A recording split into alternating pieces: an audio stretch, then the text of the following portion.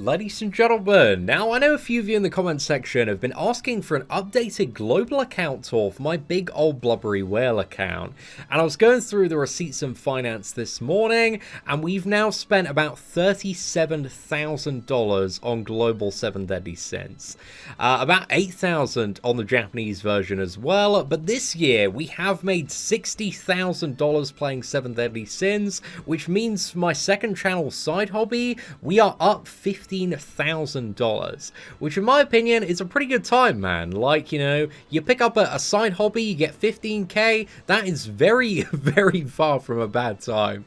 So I'm chuffed to pieces, man. Like, I've had so much fun this year playing 7 Deadly Sins. We've had so many like amazing moments as well. I love doing the summons videos. The tournament, although it was very stressful, was like such a cool experience for me as well. So yeah, like it's been 100% worth it, man. I've had a really, really good time. But especially in the last month and a bit, we have been spending like crazy. Went 6-6 on the Droll banner, 6-6 on the Ludociel banner, and yeah, we sorted out like so many cosmetics, UR sets for the tournament, just in order to make sure that we had the highest possible chance of clutching that win, and we absolutely smashed it, boys. We were all over it. So anyway, to give you guys a bit of a quick look through the box here, again, these are all the top shelf characters. A lot of the favorite ones are the most commonly used ones, but we do probably have about 75 to 80% of the box 4-star Super Awakened. Pretty much all of the characters, aside from the very exclusive ones, are also 6-6 in terms of the alt levels. Got both the slime characters 6-6 as well. I think it's mainly like the, what is it, like the New Year's and trophy characters that aren't 6-6. Also, Gloxinia isn't 6-6 there, but I do need to upgrade some more of these characters to get them 4-star Super Awakened. I am running a little bit low on gold and plat coins at the moment, but I've got enough to sort out, what is it, both Demon Hendrickson and also Festival King if they do arrive quite soon. But you can see here we've also Super Awakened a lot of our characters. And then moving down, again, I still don't have all of my box, like 6-star Super Awakened, and also level 80, so I do need to sort that out at some point as well, aside from Frowdrin, who's going to stay at level 1 forever, exactly where he should be. So yeah, that's a little bit of a glance at the box. However, I know one thing a lot of people are curious about is the gear on Ludociel, because he's the biggest whale unit out there. So I've got it on Gustav for some reason at the moment, but this is the gear set I sorted out for him, so everything is absolutely perfect on the character. We have absolute maximum CC, so yeah, like all 6 of the pieces, man, perfect rolls on the base, perfect roll on absolutely everything there, and we've also got all of his cosmetics maxed out as well. So yeah, I did this before we started like testing for the tournament, and then I found out like during the testing that the Kyo team actually works better than Ludociel, but he's still like a crazy association for so many PvP teams, and also a very fun character to use for all sorts of stuff in the future as well. So I'm glad I sorted him out with the you know, absolute perfect gear set. And again, just to, what is it, ping my camera over here, see all the cosmetics, everything's maxed out there as well. Literally, I maxed out, I think, like every single frontline character that I was playing in the tournament in terms of all of their cosmetics. So yeah, that cost me a lot of gold and like so much on the cosmetic packs to do as well. So yeah, while I was preparing for the tournament, there were 2 days where I spent over $1,000 on 7 Deadly Sins, and it just like wouldn't allow me to purchase anything for another 24 hours. So yeah, that was a very, very fun time. But to show you like all of the UR gear sets, I think across this UR gear as well that I have in my inventory, we've got 32 UR gear sets and variations. So I got 3 different sets for Meliodas. I got a Pierce set, I have a standard attack and crit damage set as well, and also a health and defense set, because again, when it comes to stuff like Guild Wars and the tournament format, I need like 3 different melees, man. It was really really annoying. So yeah, we got 3 sets for Meliodas. I've also got like 2 sets for Deanne. We got a health set on King, health set on Gotha as well. Like pretty much everything is like perfect rolls on the additional stuff. Not quite for King actually, I do need to sort a couple of pieces out there. But yeah, I'm actually not too sure why. I should have sorted that out. I'm a little bit disappointed in that 14.8. Also sorted out a perfect health set for Merlin on the substats and close to perfect on the base. And also Merlin does have an attack set variant as well, but I needed health to maximize combat class and also chance of winning in the tournament. Currently, I only have an attack and also defense set for Escanor. I need to build, 4 health pieces and also 4 crit damage for the one Escanor as well, because there are many variants I want to run depending on the teams when it does come to the introduction. I do have a health set on Droll now. I've also got an attack set that I can switch to on Droll, but overall, we did a lot of testing before the tournament and found that health set is generally the way to go, because it makes Droll like so difficult to kill if you have like a perfect health set on him.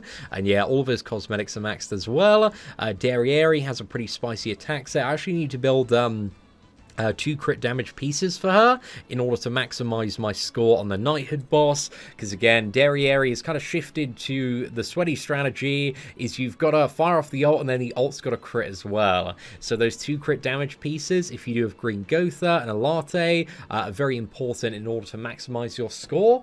I've got 4 attack and also 2 defense on Estarossa, and Estarossa I'm kind of debating like trading out the defense for crit damage. Defense is still quite nice though, like prevents him from getting one shot in some scenarios. I guess it really doesn't matter too much, but yeah, I could build some crit damage pieces there. Zeldris has 4 attack, 2 crit damage, definitely in my experience kind of the best setup. I do have a health set as well for the future of Zeldris and also for maximizing his association combat class. But yeah, like just generally playing him, man, the attack set and crit damage set works so much better. Also for Liz, we got health and also defense there. Ladociel, again, we got max CC, so we got health and defense. Megaru Gao, we've got attack and defense, because this man like never crits, so there's not much point chucking in some crit damage there. And again, we got Pierce rolls. We got like 1 attack roll, man. I just didn't want to roll away like that perfect attack roll. So yeah, we do have that. He's actually not like fully maxed out, but Mega Rugal just so good anyway. So I might like dust it off at some point there. Then we got the first UR set for Diane. I've started building a UR set for Hendrickson just due to the fact that this also applies to Demon Hendrickson, and Demon Hendrickson should be coming, I believe, this Tuesday, along with Festival King as well. We also have health set for Arthur. Judging by the new, Green Arthur on JP that we had fairly recently, I think I want to build an attack and crit damage set for Arthur as well, because again, he's super fun to play around with, but this one mainly for Merlin's association, and to maximize like CC and survivability on mono red is the reason I built the health set there in the first place. Then we got the Pierce set on Lilia, got an attack set on Mikasa, we have a health set on Athena, just to maximize combat class there for the Kyo teams and Monspeed teams. We got another set on Diane, another health set in order to maximize combat class on the Link. Got health set on Gil Thunder from one of the old Knighthood bosses, where Gil Thunder health was like a really good strategy to use.